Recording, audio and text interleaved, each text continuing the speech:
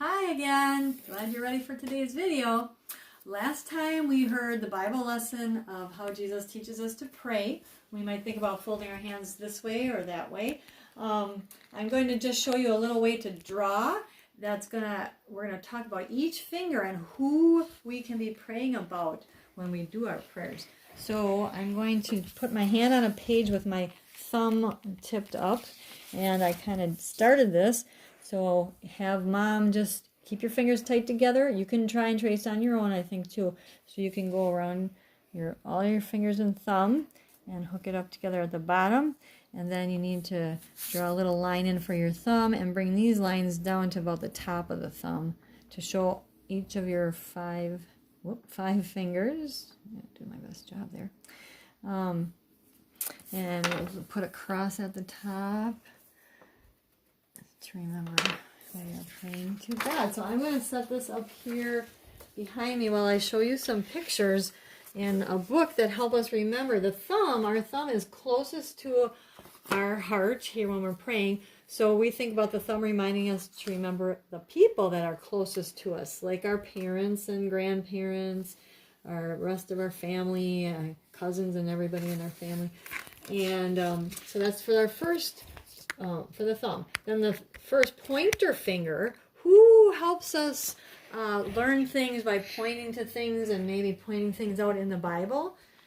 That would be parents too, but also our pastors and our teachers, right?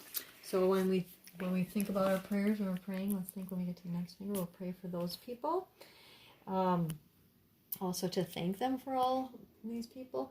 The tallest finger reminds us of the people that are over us in our land, in America. So like when we have our Pledge of Allegiance, there's even a little flag right there. So we want to think about all the leaders that are taking care of our world for God.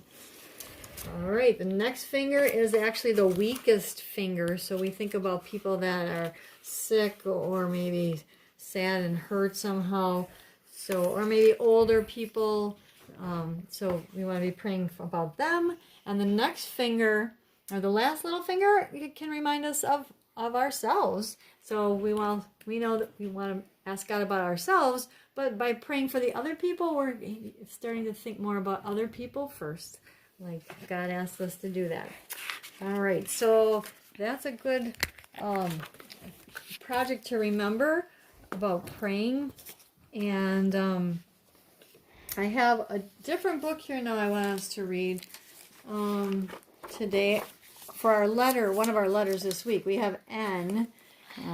You know the big N and the small one, N for no. Usually we have that circle. We'll check our chart in a little bit here too. But small N, every time I hold this up, especially for small N, I want to think about what starts with N in this book called The Best Nest. We read this right after Christmas time when we first did N, but I'm going to read it again, and let's remember the letter N. Whenever we hear nest, maybe you can hold up your hand to think about N. Mr. Bird was happy. He was so happy he had to sing. This was Mr. Bird's song. I love my house, I love my nest. In all the world my nest is best. She doesn't look so happy. Let's see. Then Mrs. Bird came out and said, it's not the best nest. No, he looks sad. I'm tired of this old place, said Bird. Let's go look for a new place. So they left the old place to look for a new one. This place looks nice, said Mr. Bird. Let's move in here. Whoop, but somebody else had already moved in. So they looked at another house. This one looks nice, said Mr. Bird, and there's nobody in it. You're wrong, said Mrs. Bird. This house belongs to a foot. So they went on looking. I like this one, said Mr. Bird. It has a pretty red flag on the roof. I always wanted a house with a flag, said Mrs. Bird. Maybe this place will be all right. But it was not all right. I guess I made a mistake, said Mr. Bird. That's a mailbox. The mail has to be in there, right? Oh, I'm going to pick the next house, said Mrs. Bird. And here it is, right here. They flew in, they looked around, Isn't it too big, said Mr. Bird. I like this big place, said Mrs. Bird. This is the best. This is the place to build our new nest. They went right to work. They needed many things to build their nest. They got some hay, some soda straws and broom straws and sweater string, some stocking string, and some mattress stuffing. Ooh, M is for mattress. I have an M card ready. They got horsehair, man hair. When they had all the things they could carry, they took it back to build the nest. Mr. and Mrs. Bird worked hard. It took them the rest of the morning to finish their nest. This nest is really the best, said Mrs. Bird. I want to stay here forever. Mr. Bird was happy too. He flew to the top of his house. He sang his song. I love our house, I love our nest, in all the world our nest is best. He was so busy singing he didn't see Mr. Parker coming. Every day at 12 o'clock, Mr. Parker came to church to pull a rope, and the rope went up to the bird's new nest. The rope rang the bell right under Mrs. Bird's nest. Bong, bong, bong. Mrs. Bird got out of there as fast as she could. He's going the other way, isn't he? When Mr. Bird came in, all he could see was a mess of hay and string and stuffing and horsehair, man hair, and straws. Where was Mrs. Bird? I'll look for her until I find her, said Mr. Bird. He looked high, he looked low, he looked everywhere for Mrs. Bird. He looked down in a chimney. Mrs. Bird wasn't there. He looked into a water barrel. Mrs. Bird wasn't there. Then he saw a big fat cat with a big fat smile on his face. There were some pretty brown feathers near the cat's mouth. Mr. Bird began to cry. Oh dear, he cried. This big fat cat has eaten Mrs. Bird. Mr. Bird flew off. I'll never see Mrs. Bird again, he cried. It was getting darker. It began to rain. It rained harder and harder. Mr. Bird could not see where he was going. Crash! Mr. Bird bumped into something. It was his old house that Mrs. Bird hated. I'll go inside, said Mr. Bird. I'll rest here until the rain stops. He went in, and there was Mrs. Bird, sitting there singing, I love my house, I love my nest. In all the world this nest is best. You here, gasped Mr. Bird. I thought you hated this old nest. Mrs. Bird smiled.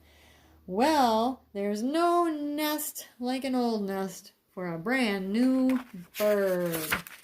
And when the egg popped open, the new bird thought so too. So that's a nice springtime book about a nest. Whenever we finish reading a book, you can be building a bookworm, making another circle for each one. So we're going to go over to my refrigerator where I've set up a bookworm.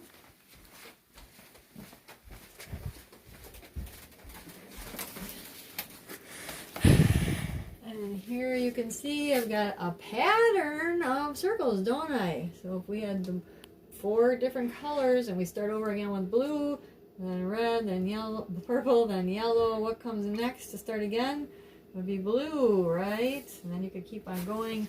You might want to go up the wall or some of these have tape on. You could do this on a wall, but later on I'm going to show you about changing them some so it's easy with the magnets.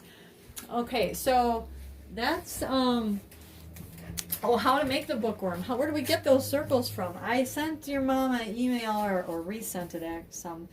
But you could, if you want to remember, if you have older brothers or sisters and they have time, they could get covers off of spice containers or small jars like that and set them on here and just trace around the circles until they have enough for you to fill up the page, really. So then you can color them in pretty much those same 4 colors over there so you can keep using them for patterns. But if you don't have an older brother or sister, I also sent Mom a sheet like this that has circles all ready to go. So you can just color those instead. and cut them out, and then you can, every time you read a book, keep building your bookworm, and I would love to see that getting started. So, let's see. What did I forget to tell you? Oh, back to this book. Something that happened like just in the middle of the book was it was raining, and I thought of a spring rhyme. Now do you know this rhyme? Right now, Easter time is in April, but after April, we'll have a new calendar, and that will be May. So there's a rhyme that says, April showers, like rain showers. April showers bring May flowers. What rhymes do we hear in there? Flowers rhymes with showers, right? All right. And it reminds me that God sends us those showers and other special things in Easter, in spring. And one of them is Easter. So let's stand up and sing our season song. So instead of God made winter, we were doing a lot. We started doing God made spring. Let's do some actions for that. We're going to do Easter, like opening the grave, and then we're going to do flower popping up out of the ground, okay, and new grass down here, and the showers, the rain showers. Okay, here we go. God made spring, it has Easter, flowers, new grass, showers. God made spring for his beautiful world. Nice. All right, talking about world, this week it is Earth Day. So, in your packets, oops, I'm going to forget to talk about this. Maybe quick before I get to the Earth things, let's just go back over a quick. Here's the next section of my alphabet chart. I've been coloring in as I go, so we're on M and N, a couple more curvy and straight line letters. So we got those on there. And don't forget that you're working on those bigger letters and coloring the pictures that start with M, and then marking the letters on the ones that don't. So, and for N2, and let's see. And oh, by the way, this here N maze I thought was, I'm not going to do this whole thing. I just want to show you that the lady that set this up, she made it to kind of trick you, right? Where's the N next? This kind of looks like N, but that's R, isn't it? We don't want to get over that way. We're going to actually have to go up, and then you're going to have to turn, you're going to go away before you get to the bottom. So there, she's trying to trick you. She's sending you all around the page. So have fun trying to track down some of those later too. But okay, back to the Earth part here. We know God gave us our Earth, and he told us to take care of it, told Adam and Eve and all of us to take care of it. So we don't want to leave litter, garbage laying around that's going to litter up the Earth, because it could blow all over the place and make it bad for the animals. So we want to keep track of all of our garbage, and if it's garbage that we can recycle, that means we can turn it into something new again, we will put it in a place and we can use those things over again. The back of this sheet also for you has some big capital letters to review how to spell Earth Day. So you can work on that. Something else that God is making happen in spring is he's putting those leaves or the buds starting on the trees. So here's a nice cut and paste. Cut off maybe half of your numbers and match them up over there. Maybe just cut off one at a time so you don't lose them.